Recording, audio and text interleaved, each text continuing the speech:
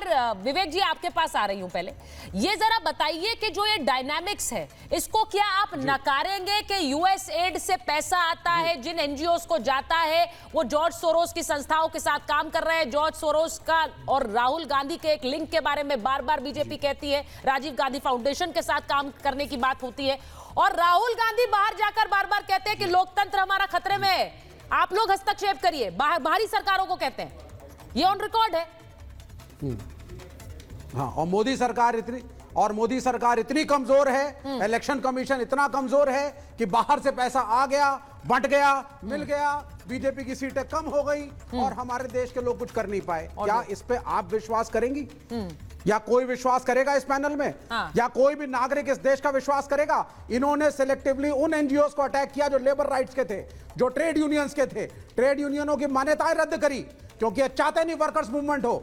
इन्होंने 4 labour bill code लाए जिसमें हायर एंड फायर की नीति है, 2019 में लाए, लागू नहीं कर पाए। अभी लेटेस्ट सुन लीजिए, अमेंडमेंट, लॉयर्स अमेंडमेंट बिल लाए 2025 का कि बार काउंसिल ऑफ इंडिया को प्रधानमंत्री 3 आदमी भेज करके कंट्रोल करेंगे। ये एक फासिस्ट सरकार है, मोनोपोलिस्टिक सरकार है जो हर सरकारी तंत्र को कंट्रोल करना चाहती है। इसने जितने अच्छे एनजीओ थे जो वर्कर राइट्स के ऊपर थे, महिला राइट्स पे थे, ह्यूमन राइट्स पे थे, सबको बंद कराया है। आप संघ से जुड़े हुए किसी एनजीओ को खोल लीजिए, आप खूब पैसा मंगाइए, आप खूब पैसा बांटिए, आप इलेक्शन में प्रयोग करिए, आपका स्वागत होगा इस मुल्क के अंदर। यह इस मुल्क की सच्चाई है।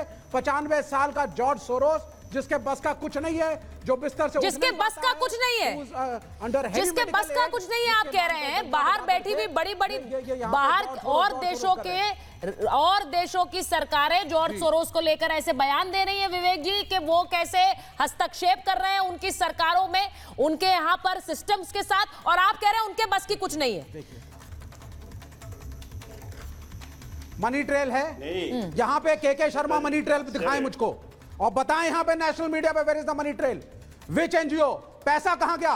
परवेश वर्मा को हमने तो बोल दिया था ना पैसे बांट रहा है, फिर हमने कहा था जूते बांट रहे हैं वाल्मीकि कॉलोनी में। इलेक्शन की हार जीत अलग चीज है, पता नहीं कहां से पैसा आया था और किसने बांटा। आपने तो नहीं ले लिया कहीं बांटने के लिए के शर्मा जी, क्योंकि दिखता तो आप ही का पैसा है हर जगह पर। अच्छा, जो तो आप बोल खड़ा कर रहे हैं, विवेक जी खड़ा कर दिया बहुत बड़ा महल झंडे वाला में, जाकर के देख के आइए ना। आपने जो बात बोली ना विवेक जी, मैं उस पर एक बार अंबेसडर सजना, सुनिए, अंबेसडर सजना के पास जा रही हूं, और सिर्फ इसलिए जा रही हूं क्योंकि वो एक न्यूट्रल व्यक्ति हैं और मैं उनसे जरा समझना चाह रही हूं कि अंबेसडर आप जरा ये बताइए हमारे दर्शकों को कि अगर यूएस एड, अमेरिका से कोई पैसा आता है, मैं बड़ी सरल शब्दों में पूछना चाह रही हूं आपसे, और वो किसी एनजीओ के पास जा रहा है, उस पैसे का एनजीओ से क्या, इस तरह की पहले भी हमने देखी है तस्वीरें कि एनजीओ के पास पैसे आ रहे हैं भारत में, और भारत सरकार क्या हर एनजीओ का पैसा इस तरह मॉनिटर कर सकती है कि वो कहां इस्तेमाल हो रहा है, नहीं हो रहा है? क्योंकि ऐसे उदाहरण पहले भी हैं कि चुनावों के साथ हस्तक्षेप करने के लिए पैसे आए हैं। जी बहुत धन्यवाद सुचारिता, मुझे आमंत्रित करने के लिए। देखिए, एनजीओज के पैसे बहुत आते हैं जी, और केवल जिस मकसद के लिए आते हैं, जिस कारण के लिए आते हैं, जिसके लिए उनको बताया जाता है। नॉर्मली देखिए एनजीओ के पास किस लिए पैसा आता है? जो आप हेल्थ में काम करिए, हेल्थ का वहां पर बेहतरी करिए, एजुकेशन को ठीक करिए, वगैरह वगैरह। परंतु जो उनका ऑब्जेक्टिव होता है, जो पेपर पर लिखा होता है, उससे कहीं दूर वो काम करते हैं। देखिए, इसीलिए सरकारों ने, जब प्रधानमंत्री मोदी की सरकार है, बहुत सारे उन्होंने एनजीओज का उनका एफसीआरए अप्रूवल खत्म किया है, इसी कारण से, क्योंकि उनके पास बहुत सारे ऐसे सबूत आ गए हैं। देखिए, मैं 2 चीज कहूंगा इसमें, और ये देखिए केवल सरकार के ऊपर निर्भर नहीं करता है। जब डॉक्टर मनमोहन सिंह थे तब भी एक एनजीओ थी, बहुत सारी ऐसी, जब कुडनकुलम में ये न्यूक्लियर एनर्जी पावर प्रोजेक्ट हो रहा था, तो ये एनजीओ ने वहां पर उनको डाल दिया। जो भी मछुआरे थे सबको उन्होंने इंस्टिगेट कर दिया, जो भाई आप इसके विरुद्ध करिए। देखिए, भारत आगे प्रगति कर रहा है, भारत के रास्ते में रोड़े कैसे अटकाए जाएं, ये बाहर की शक्तियां बहुत चाहती हैं और उसके ऊपर बहुत काम करती हैं।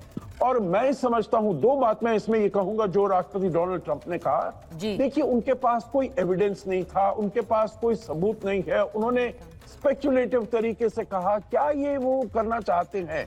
परंतु मैं ये भी जानता हूं, जो एक डीप स्टेट की नाम की चीज है, जो कि इंटेलिजेंस एजेंसीज हैं, जो उनकी स्टेट डिपार्टमेंट है, जो उनका पेंटागन है, डिफेंस डिपार्टमेंट है, जो कि चाहते हैं। नहीं तो देखिए, प्रधानमंत्री मोदी वहां पर गए एज अ स्टेट गेस्ट जून 2023 में। एक सप्ताह पहले वहां पर खालिस्तानियों को बुला लिया गया व्हाइट हाउस में, नेशनल सिक्योरिटी काउंसिल में उनसे बातचीत करने के लिए बताया गया, आपकी हम पूरी हिफाजत करेंगे, आपकी पूरी सुरक्षा करेंगे। देखिए, कई बारी ऐसा होता है, बाहर के देशों को भी, उनके शीर्ष नेताओं को नहीं पता होता जो क्या हो रहा है। डीप स्टेट अपना काम करती रहती है और उन्होंने देखा है, भाई हमको ऐसी सरकार लानी है जो हमारे लिए ठीक हो, फायदेमंद हो।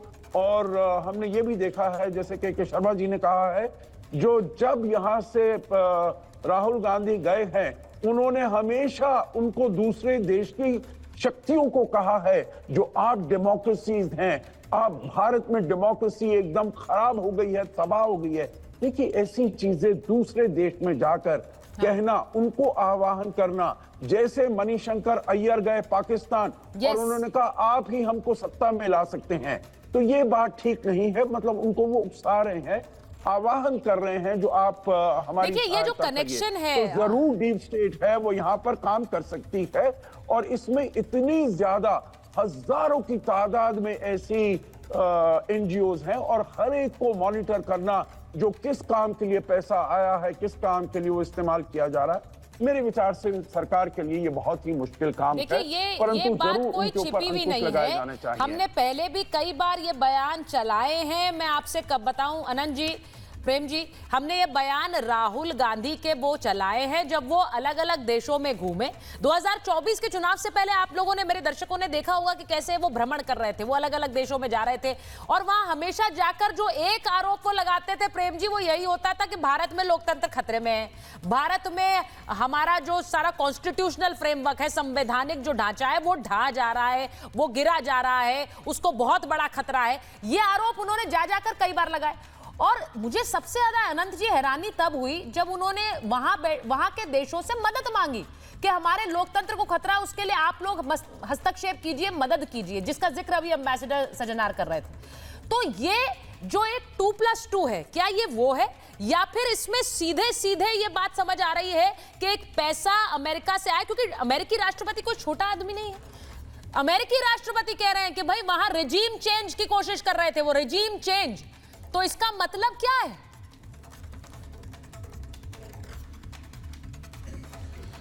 सुचरिता जी, देखिए, ये एक बहुत ही सोची समझी साजिश है और जैसा अभी एम्बेसडर साहब ने बताया कि डीप स्टेट एक काम करता है और 2024 में 60 देशों में